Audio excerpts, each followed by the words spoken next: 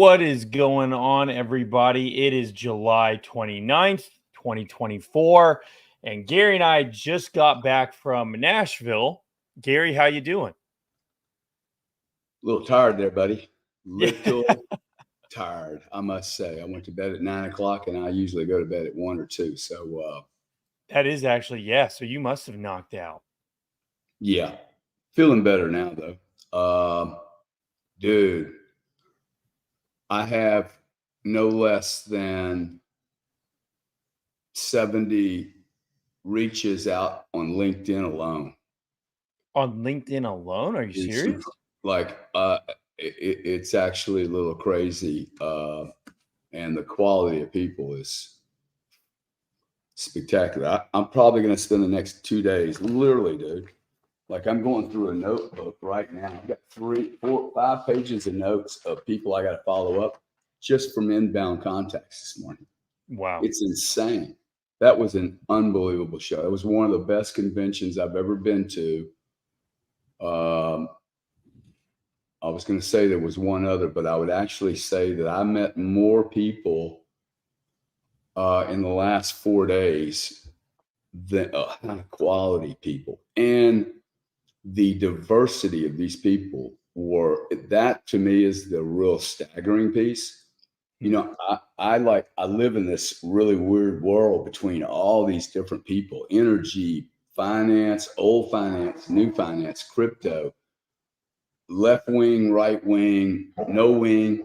I've got somebody showing up here. Oh, you're good.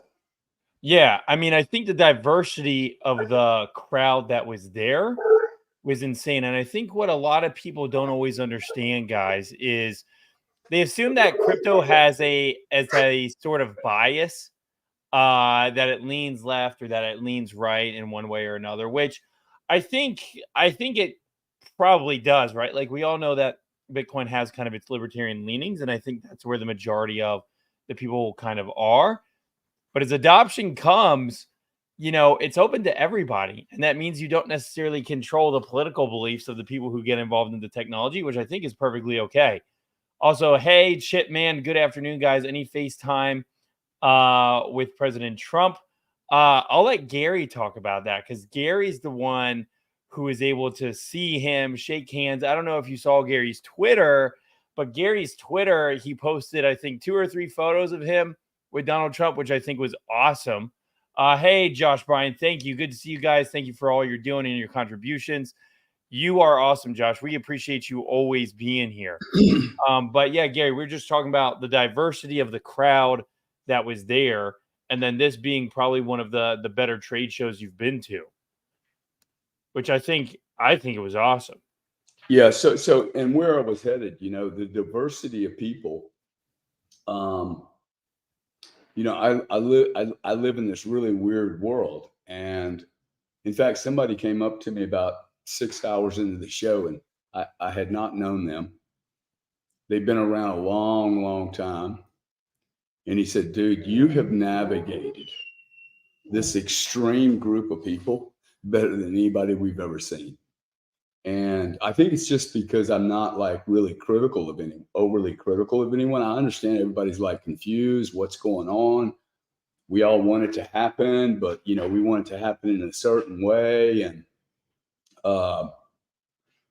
dude, I met people that were, husband and wife teams that were there with their children, and they've been grinding for like 15 years. And now 3 years ago, they started buying Bitcoin. And then they hear people like you and me or other people, and then they bought more Bitcoin. Now, all of a sudden, their entire family is free. Then right next to the next table is 5 guys from Goldman Sachs. They don't want anybody to know they're there. Hey guys, how long you been looking at Bitcoin? 7 years. How many people are here? 9. They don't have any logos, dude. They just look like Joe Regular. I'm telling you, I met 30 companies like that. Stealth, under the radar. Hey, how much then you get into a conversation with them? How much y'all been doing? Yeah. Yeah, we're doing this $3 billion project over here. We're doing this $2 billion project. We're doing all the financing for this engineering deal. By engineering, I mean financial engineering. Yeah. Is truly staggering. Okay. Board members from some monster companies, every mining company that you've ever heard of is there. Almost every politician. If you weren't a politician there, I think you lost some points. Yeah. So it was good. I am so glad Elon Musk didn't show up. Oh, it would have been insane, wouldn't it have been? Well, actually, I don't even know why anyone thought that would be a benefit to this community. I respect Bitcoin so much. We don't need Elon, man. I mean, I admire Elon. We don't need him right now. We had Donald Trump there. This industry really, really frustrates and confuses me, and I also find it very comical. It's a combination of very interesting emotions. 10 days ago, Germany dumped 44,000 Bitcoin on the market, and everyone was laughing at them at how idiotic they were. At the same time, the price of Bitcoin was at 63, and everyone's saying, hey, it's going to go to 42. It's going to go to 40 because the United States government owns 210,000 Bitcoin that it got in seizures, and it's going to dump it. Now, I heard not once, not twice, but 4 times with Mr. Trump, and I spent more time with him than most people did there. Not all people, but most people. He said it 4 times, dude. He is not going to sell 210,000 Bitcoin. So this market should be rocking and rolling because y'all were freaking out last week that he was going to dump. And you just heard a guy with the strongest diamond hands in the fucking planet, dude. He ain't dumping the damn coins. In my opinion, he did not even need to talk about putting it on the reserve. All we needed to hear is he is not dumping. Okay, that's one good news. The second thing is in a private meeting with 20 people, he asked, what is it you guys want? He didn't say, hey, what is it you want? And then answered the question. He said, what is it you want? And a couple of us said, hey, look, what we need is a committee to make sure that digital rolls through and is the innovation and all the energy is being pushed from America, that we are actually shaping and leading the way. Dan Moorhead from Pantera, I had not met him before. I sat on a panel with him, and I thought Dan said something very, very, very, very interesting. It was one little tiny sentence, and it was, hey, we're only 9% of the market, right? The United States is less than 9%. I actually think his number was a little bit smaller than that. I thought it was around 12. I'm going to take his number. It is embarrassing that America is only 9% of this market, right? And I think that's going to change now. So, and when I heard him say a couple of times, we are going to put a committee together to do this, that means he is going to assign a digital czar. I guarantee you, dude, we will have a digital czar in the next 18 months, if not less, and a full committee that will have measurements, metrics, and we'll have all this infighting between these enforcement agencies, the Commodities Exchange Commission, the SEC. They're all fighting over their turf. They're not fighting for America. They're fighting for their jobs. More enforcement bullshit. Is it the politics By that the way, made very this? little understanding. Yeah. Of how this helps us in an offensive and a defensive way.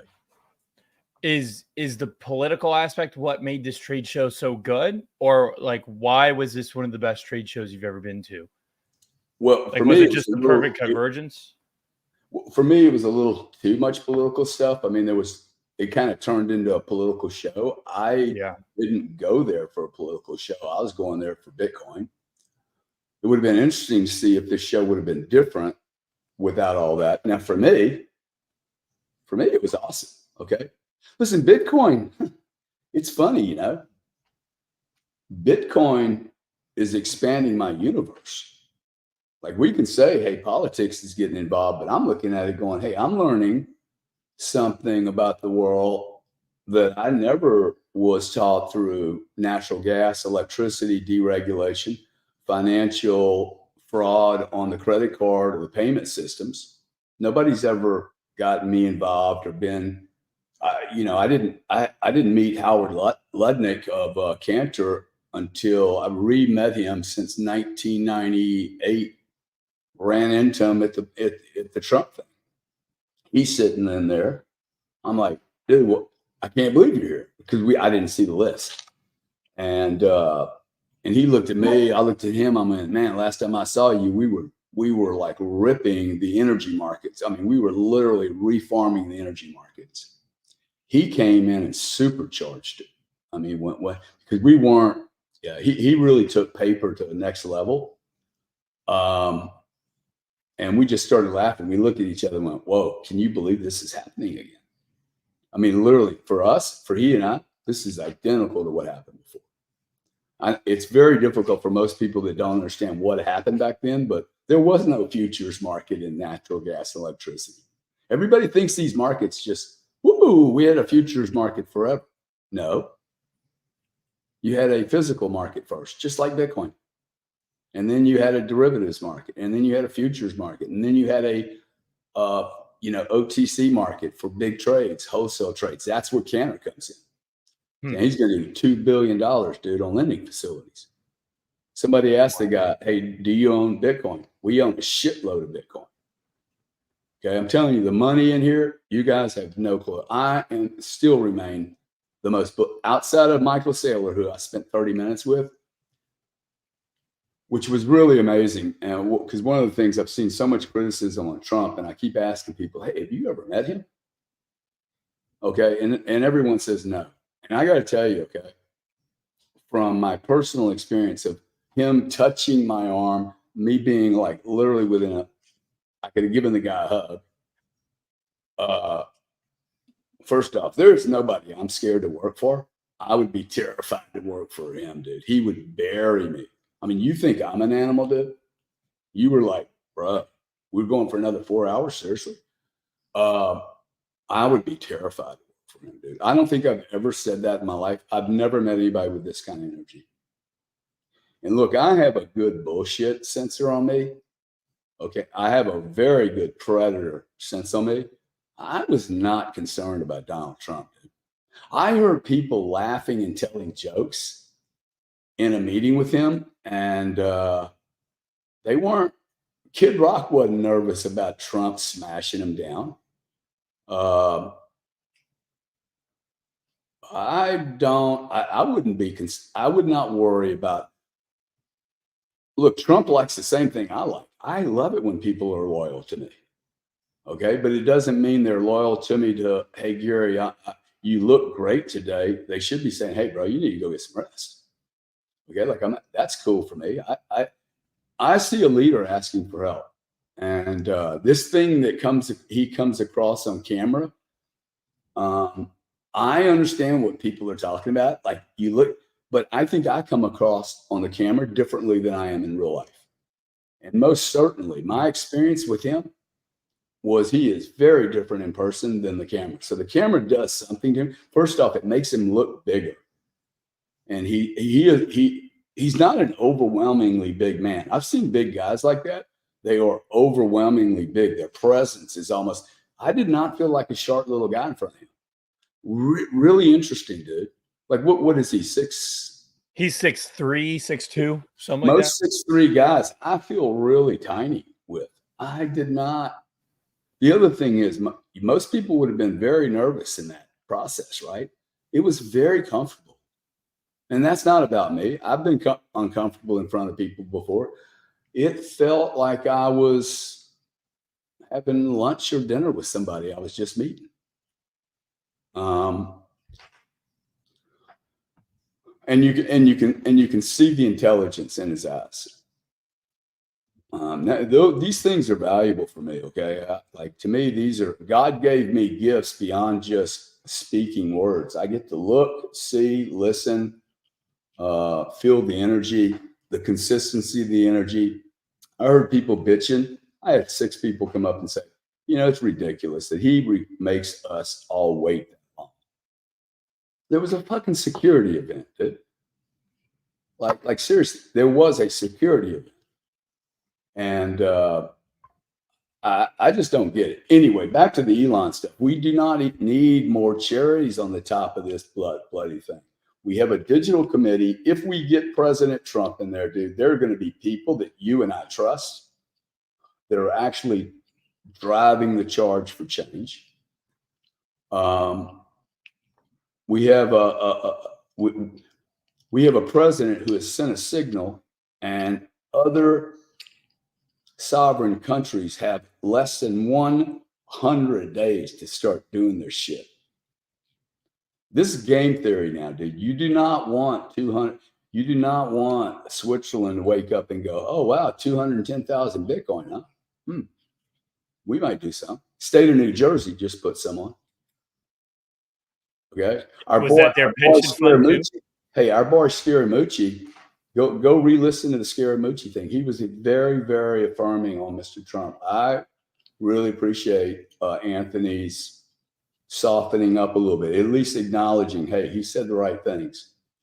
And one other thing, okay? If you guys want Trump or Biden or Harris to understand blockchain, you're going to be grossly, grossly disappointed. And you should not want your CEO to understand this shit.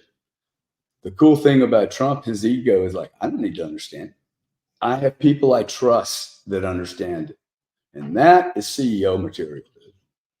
Okay. I spent 25 years in the energy business. I went to a platform one time my whole life. It was not necessary for me to go talk to drilling guys. Like, the drilling guys know their job, man. I'm not adding any value there. So I'm going to trust those guys to do their job, and I do my job. So his job is to lead. The President of the United States' job is to lead. It is not to do things. So anyway, I'm excited. Beyond the Trump thing, what were some of the most influential or memorable experiences you think at the Bitcoin conference? The amount of professionalism moving into the space. The amount of professionalism is it is very impressive. Is that the same as corporate? Is that the same as saying it's getting more corporate, or is it different? The amount of intellectual capital moving into these markets is expanding now. I'm going to say that Bitcoin will never see less intelligent people coming into this market, less intelligent and less well-funded than ever before. The prior 15 years, we are getting ready to be flooded with talent.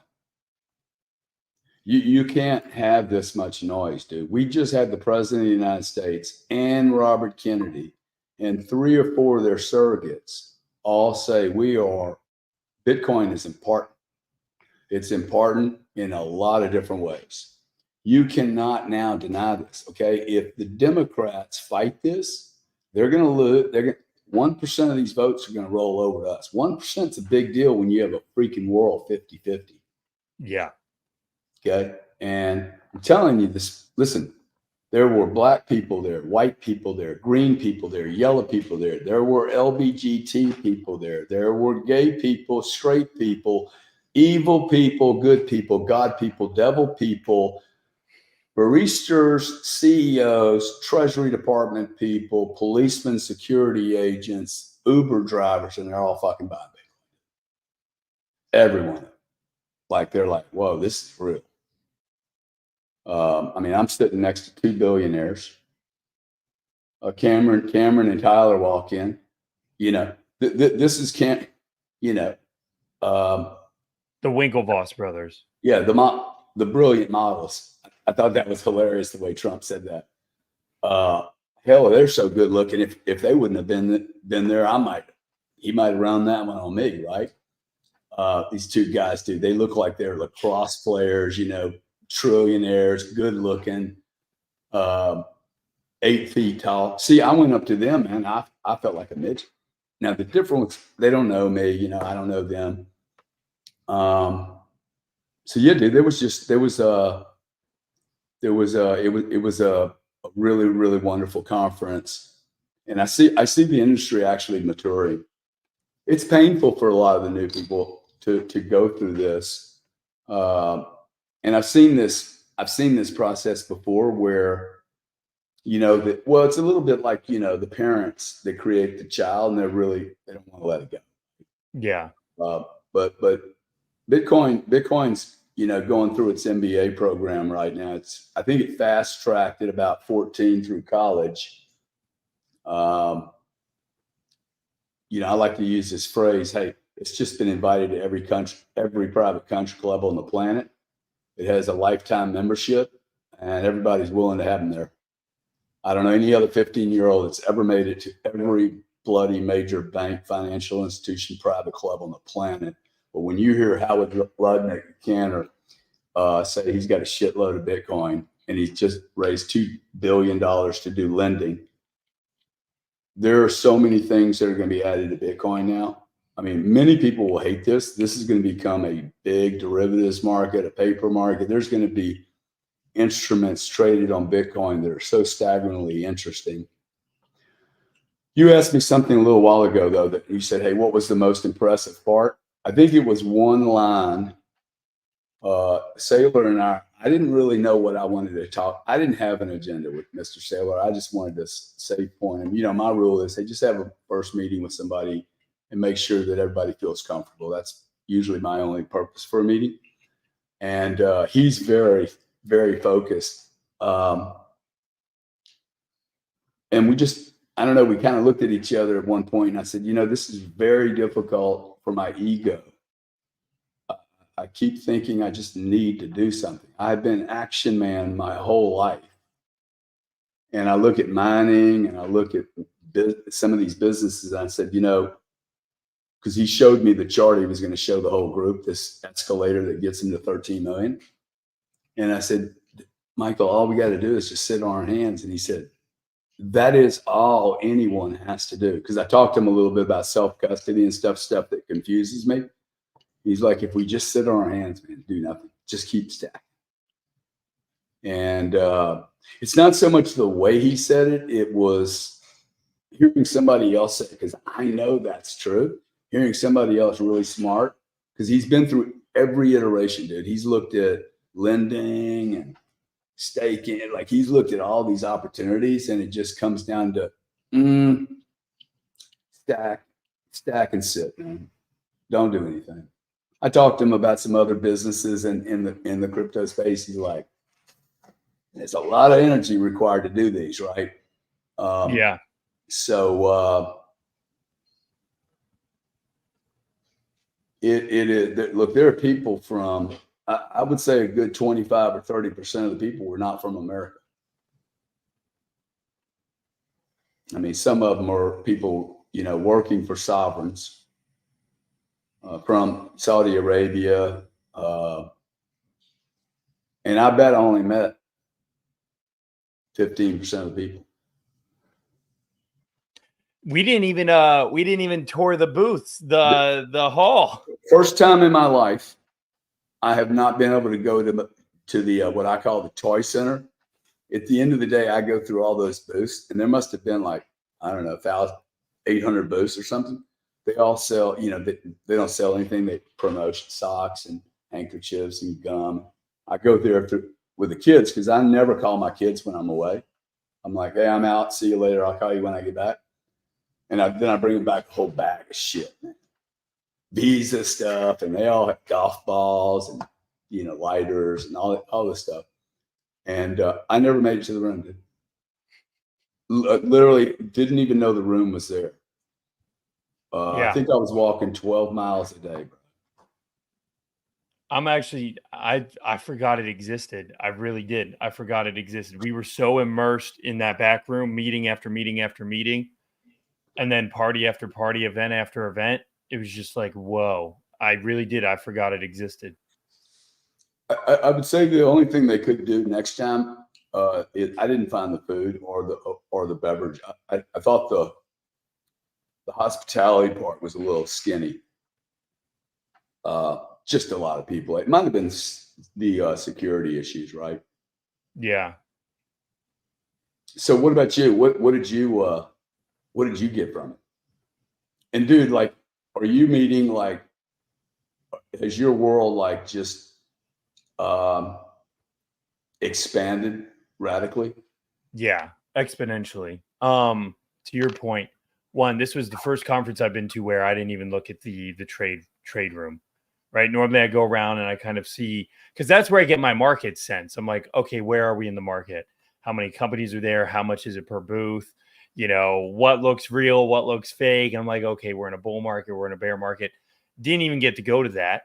Was too immersed in like the whale rooms, doing interviews, meeting the power players, and just that network spirals. I mean, so just, you know, we'd sit in a hall and then one person come up, then another person would come up. And then before you know it, you're talking to 5 different people and realizing, okay, you're with Marathon, you're with Clean Spark. Oh, you guys know each other too? Okay. And then they just start telling you, oh yeah, and then you should meet this guy. Like the first event we went to at that Parthenon, that big like Parthenon Nashville was just like, okay, they're a player, they're a player, they're a player. And then you see them again throughout the conference. Like that was a really good event because then throughout the rest of the conference, those same people are like, oh, and did you meet this guy? So just like inundated. I spent pretty much all morning just going through my text messages, following up, getting emails. Hey, when can you meet? This week, next week, like formally getting those in the calendar. And that's like the hard part now is, okay, you made the network, you made the connections. Now you have to follow up and say, okay, how can we work together? What are we going to do together? Right? Are we going to interview you, go on your show? Are we just going to talk about business? So now it's almost like, okay, that's the hard part now, making sure you keep the momentum going and really solidifying the relationships.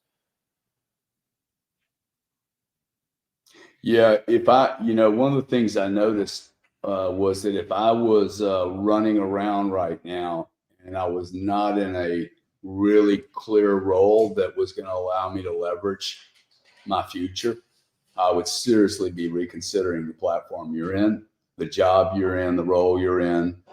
I have a couple of friends that are there. They're kind of they're in between things, and they're like, what am I going to do when I grow up? And, I can't help people make that decision, but I will tell you that to me, this is a prime time to get in here.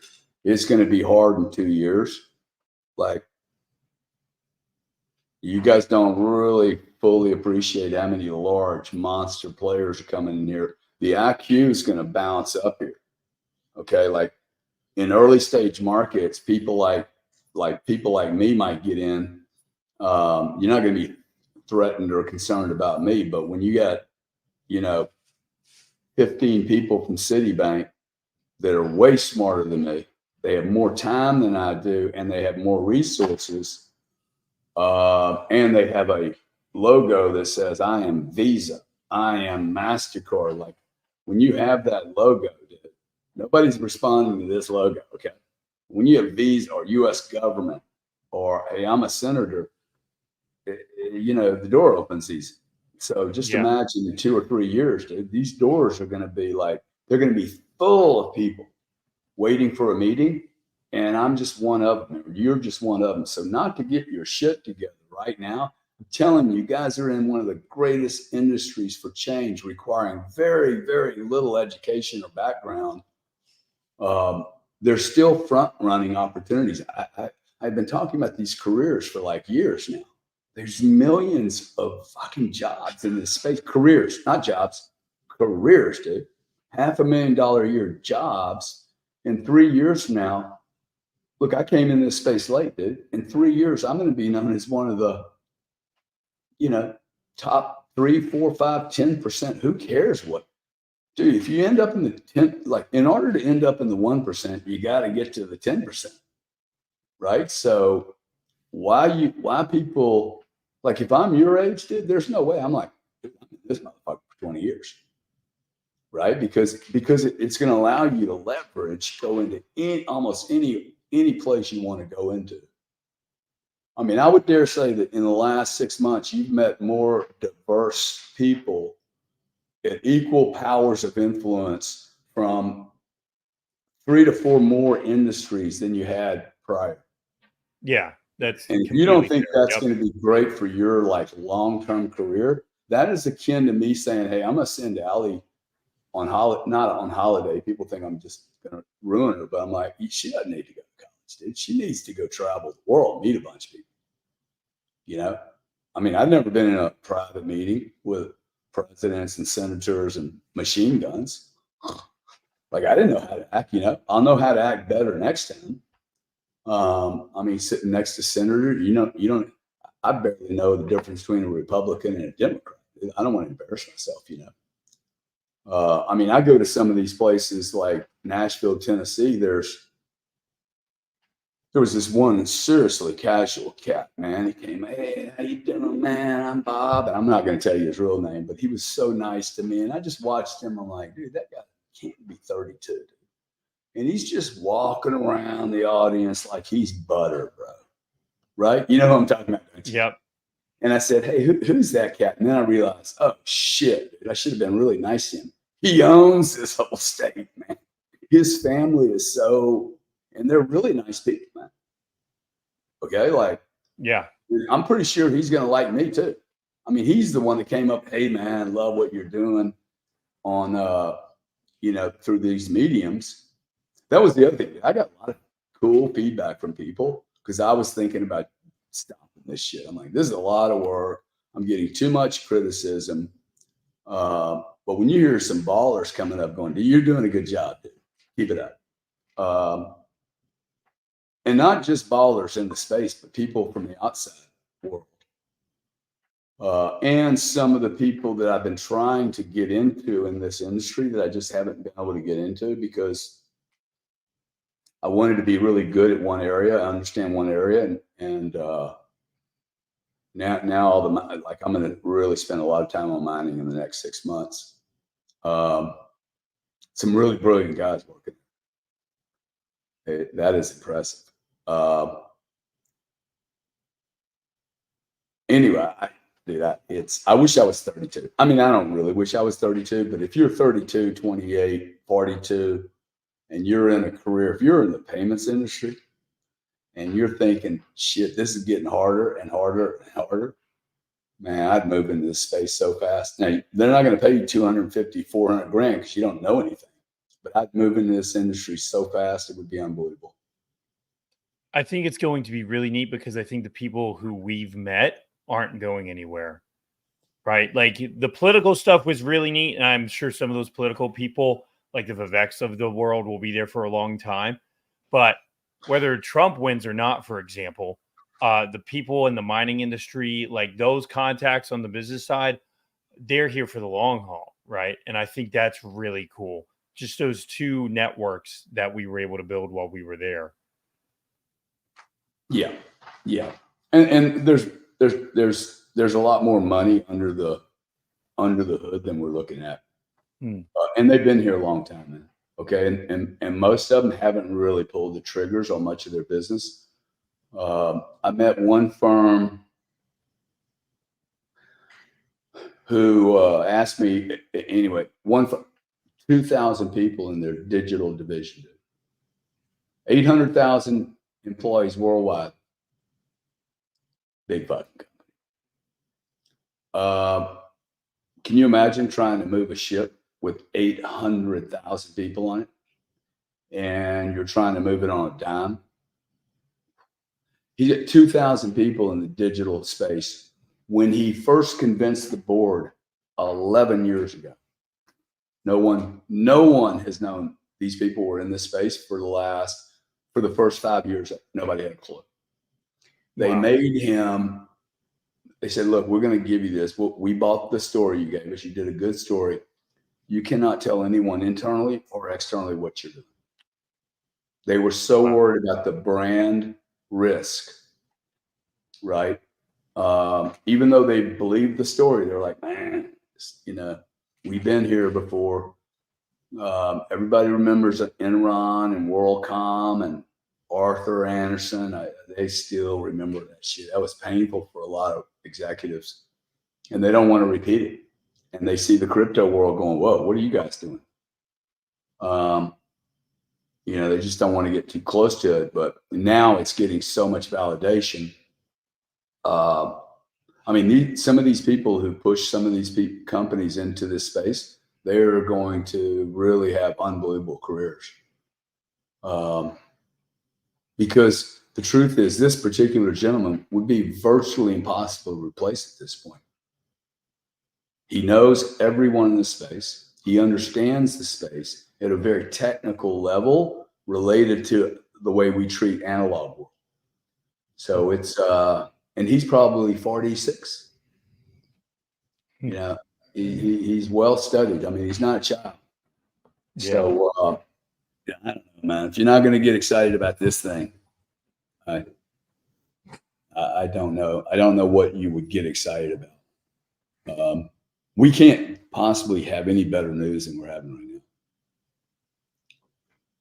And I guess the Democrats are now chasing the crack pipe, the Bitcoin pipe.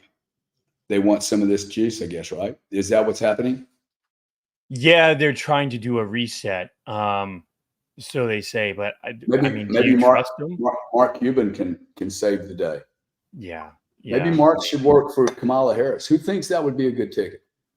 Mark Cuban and Kamala Harris.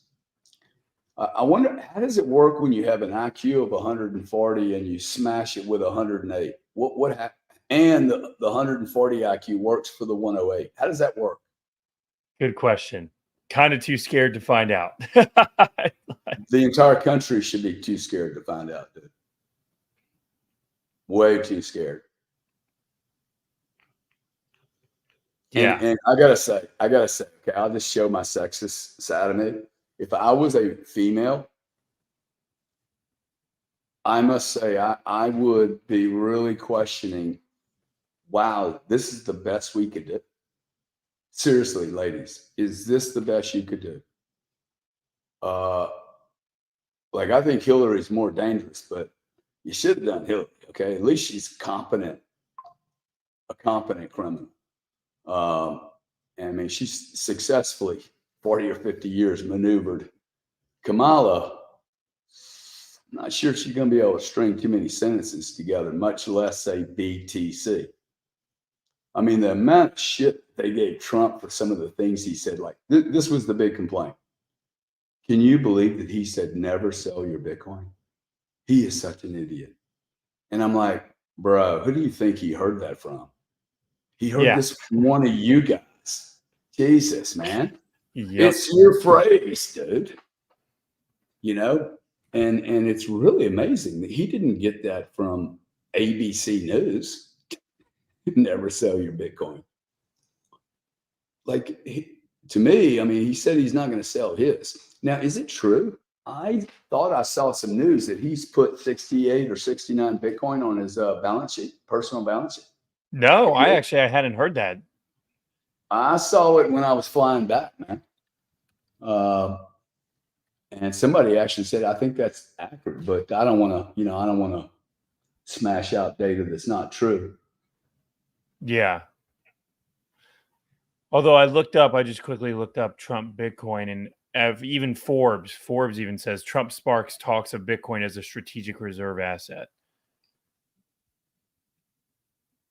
I think he did more than spark it. Okay. I think he said he's going to hold it. So if you hold it, you got to hold it somewhere.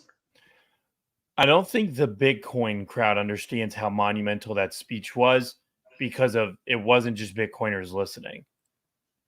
Right? Like, you have many people at the airport. You remember at the airport, we heard this, hey, he went off topic. He could have done it in 15 minutes. Yeah. It needs to be single purpose. I'm like, I don't think you understand who was there.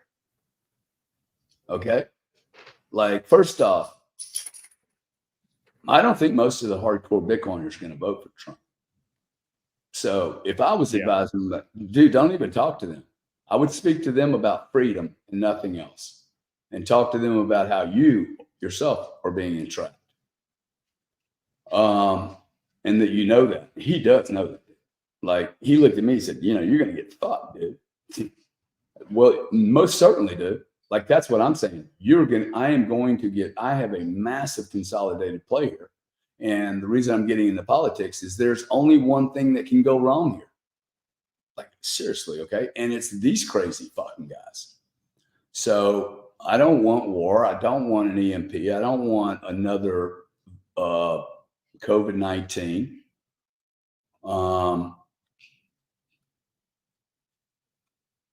You know, and I don't know what any of these other people are going to do, but I saw a guy say that he was not going to sell the coins, that he's not going to have a CBDC on his watch, and that we can self-custody. Let's see, what else? Okay. And then he talked about war and immigration and taxes. And you guys are saying that's not important. I think it's really important. He also talked about energy a lot. Hey, they're teasing him because they said, hey, I'm going to drown you in electricity. Dude, he's actually thinking, hey, we are going to be leaders in AI also.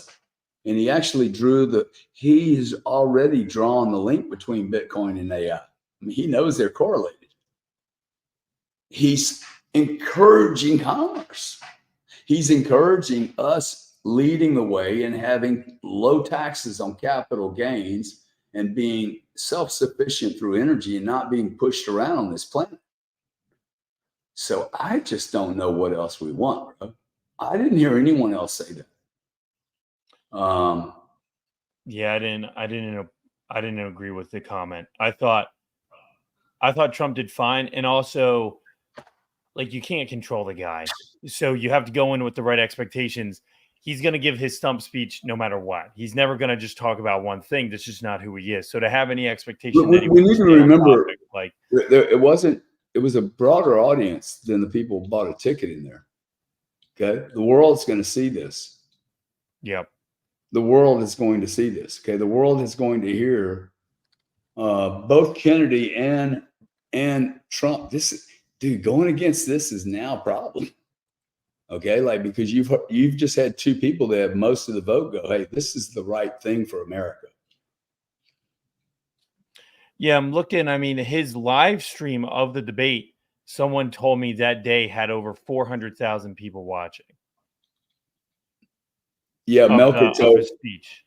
Yeah, 350 to 400,000 people.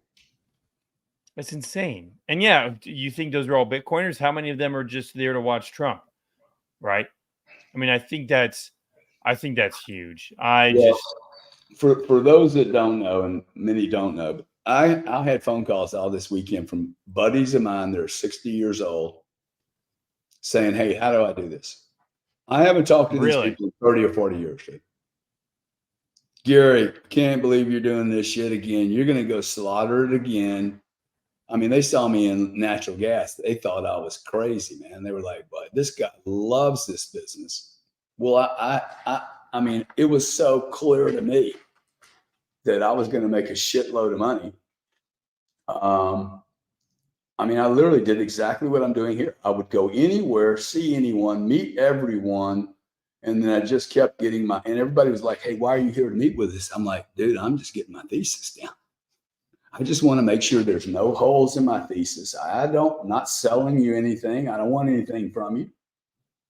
And 17 years later, you retire after having a blast. That's the hilarious part. Like going to work every day. Like, I can't believe they're paying me. I'm having so much fun, right? And this is exactly the same way, dude. Exactly the same way. But literally, a buddy called me, took his IRA, smashed it into Bitcoin. And then he took all of his equities, 401ks, all this stuff that's sitting in 3 and 4% yields. He pushed it all into either. Then, hey, should I use Coinbase or should I self-custody? I'm like, just slow down, dude. Go read another white paper. So, that's, I mean, if a small guy like me starts getting 2 and 3 of these phone calls, imagine what's going on everywhere. Yeah. Imagine, dude, now I also can't tell you how many people walked up to me and went, Wow, bro, you got me into free Bitcoin. Thank you.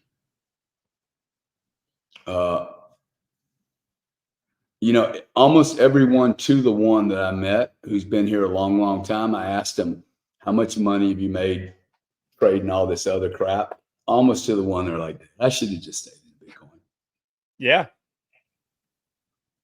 Where do you that's the other thing that I've had this this bit of an instinct for the last 2 or 3 years that not nearly as much money. You know, I go into some of these spaces and I hear these traders talk about how rich they are and how much money's being made in this space, and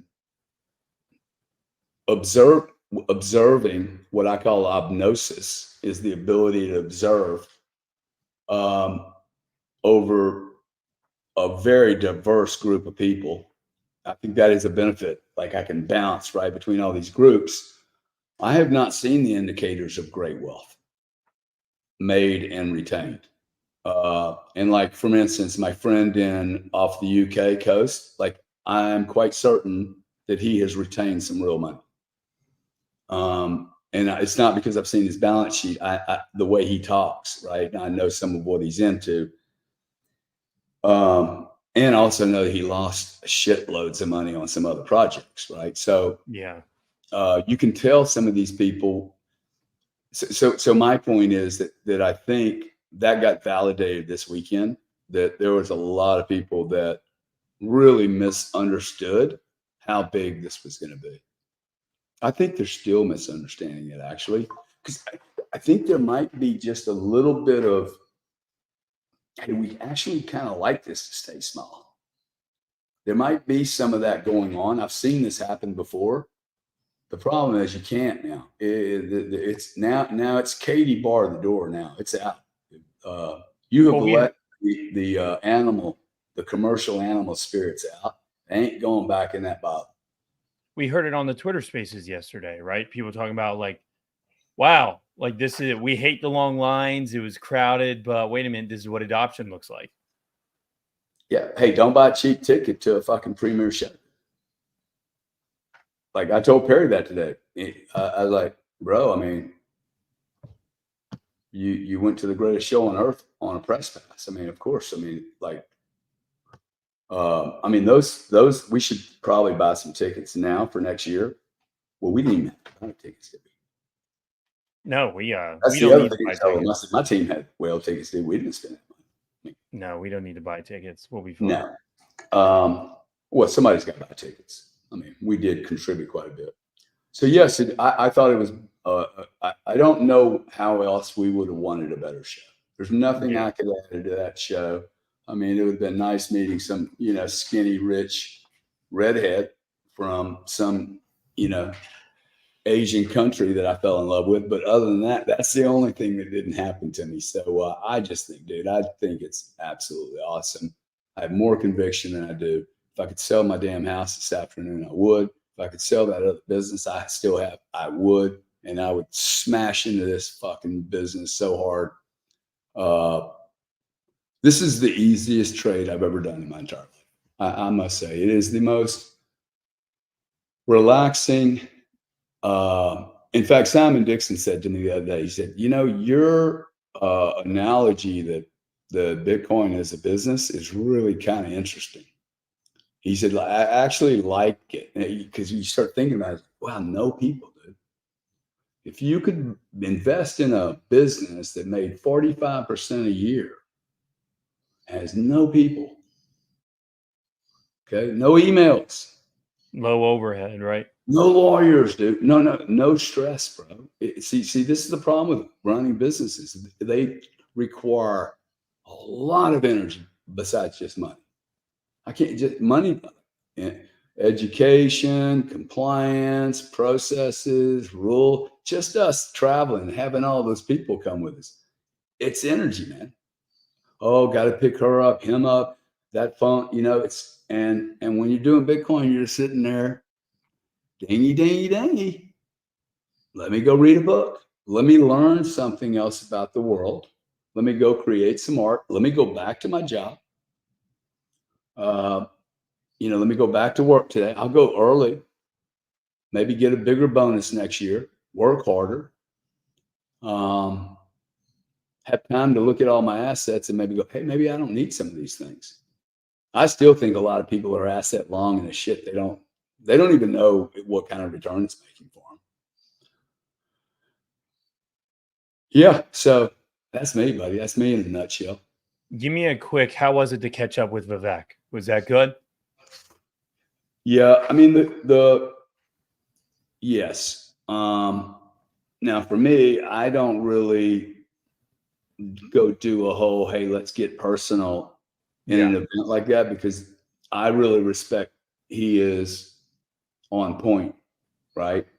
And once I've built a relationship with someone, like he doesn't need to take care of me, right? I'm not going to go, hey, listen, I flew to Nashville. Now it's convenient for me to meet you. I'm going to go suck on you like a parasite. There is some value being kind of cool. Hey man, I'm here. What do you need from me? Anybody in here you want me to talk to? And then I have his phone number, and if I'm passing through Ohio or Mar-a-Lago or wherever, hey, look, let's grab lunch. He most certainly knows that I am massively all in on digital. I mean, I've seen emails he's written to people. You want to get to know this guy. He's all in on this trade. And I'm a safe pair of hands for him, man, because I don't go all blockchain, peer-to-peer, let's destroy the Fed, right? Hey, dude, this is 3 million jobs. That's all I told Trump. Sir, there's 3 million jobs here, okay? Every miner in here will tell you, we'll put 3 million people to work in Bitcoin. People are asking me, how, where? I need someone to get me coffee. Okay, I still need a compliance officer. I need an accountant. I need a tax man. I need a lawyer. You guys think all this shit's going to just run just because you're holding coins? Like, I don't quite understand. I mean, Deloitte's got 2,000 people working on this. What do you think they're working on? Just all buying Bitcoin?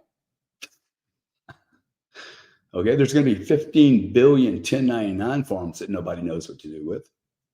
That I have yet to meet a dealer broker that actually understands the tax rules. That's a little concerning. So everybody's looking at the glittery object, but underneath the glittery object, there's, in order for that Ferrari to do 200 miles an hour, you're going to have to build a highway. Okay. There's going to be concrete. There's going to be stop signs. There's going to be paint needed. There's going to be water, trucks, human beings that are needed to do things. Millions of jobs. The question, sir, is, are they in Japan, China, Dubai, or the United States? That's it, man. Okay. $300,000 a year jobs.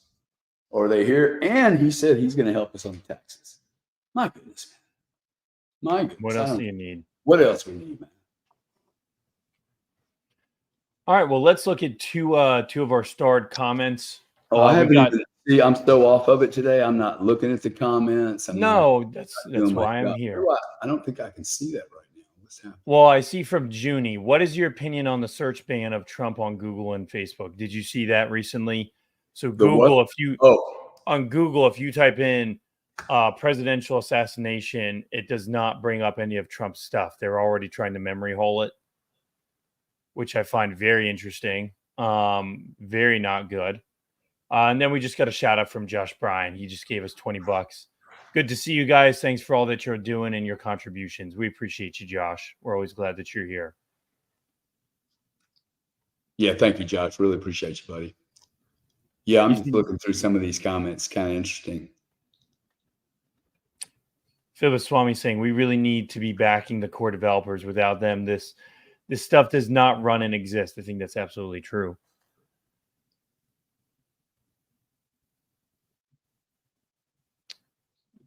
All the benefits of a business and none of the overhead.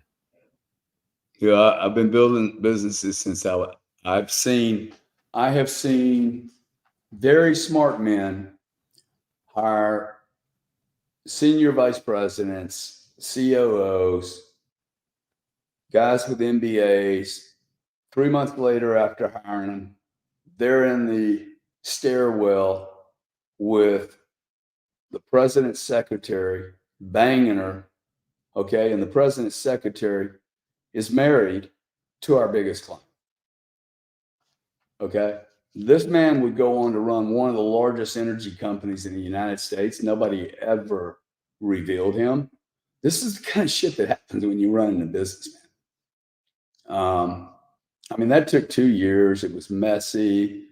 It was, you know, and that's one little tiny example of, and the more successful you are, right, the more of these problems you have.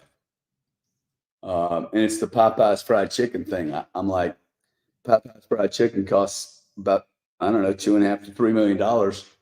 And it's exactly like Bitcoin without all the infrastructure, no oil, no pimply employees who don't listen to you, no glass windows to get broken, no police to call ever. You know, you never know what's going on in that chicken. You might get a lawsuit. Yeah. Well, seriously, man, right? Yeah. I think it's the right way to look at it. But the first way people are going to look at it, they just need to look at all their investments right now and see how they're doing, and then compare it to Bitcoin, and go vomit, and then call your investment banker up and say, "Hey, what are you doing to me?" Yeah. Well, there's no way any investment banker today is going to poo-poo on Bitcoin. You will lose. No. It's going to become a career killer at this point. Do you have any final comments before we sign off at 1? No. The thing on Trump and being banned, like Elon and everybody's going to, we have transparency now, guys. Okay. Just keep reporting it. Just keep knowing they're going to keep doing whatever they're doing. And if we ban these sites that are doing this and we complain about it, one thing I do know, if we don't have our voice and you don't communicate openly and clearly without a ton of emotion, you know, without a ton of frantic emotion. But if you see that kind of unjust actions by monopoly utilities who have total control, and we have no other solutions, you should report it to the DOJ, the SEC. Write a letter to them, man. But stick it on YouTube or wherever and put SEC, DOJ, antitrust, okay? Not fair. Censorship. I mean, bitch about it, man. If you're politicians, one thing I've learned, if we get off our ass and go talk to a politician and tell them it's important and enough people agree, they will do a speech. Okay, like in fact, they'll do more than do a speech. The greatest leader is going to go, "Can I trust you to run this division?" "Yes, sir." "Yes, sir." Then go do it, man. Okay. This is the first principle that we're doing it under. Bang, go run it. Come back to them every 2 or 3 months, show them metrics, and move on. This is not complicated. Okay, we just got to get honest. We're either going to be a leader or we're going to be a follower, and we don't have much time. Okay. Like we are now deglobalized. So we're in a competitive landscape, and this all may be happening perfectly in the right time if we just embrace it instead of fighting it. That would be my final comments, Sam. I like Queen's comment: "Closed mouths do not get fed."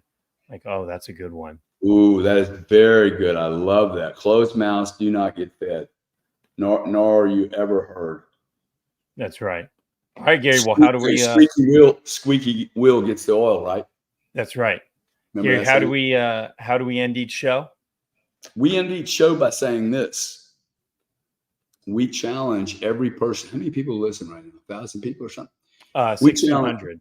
1,600. We challenge all 1,600 brains, all 1,600 souls. Confused or not, dude, you can do this, okay? I don't care if you're gay, straight, white, black, green, a child, an old man, dying tomorrow or living tomorrow. It doesn't really matter. Find somebody you can be nice to today, okay? Do something nice for someone.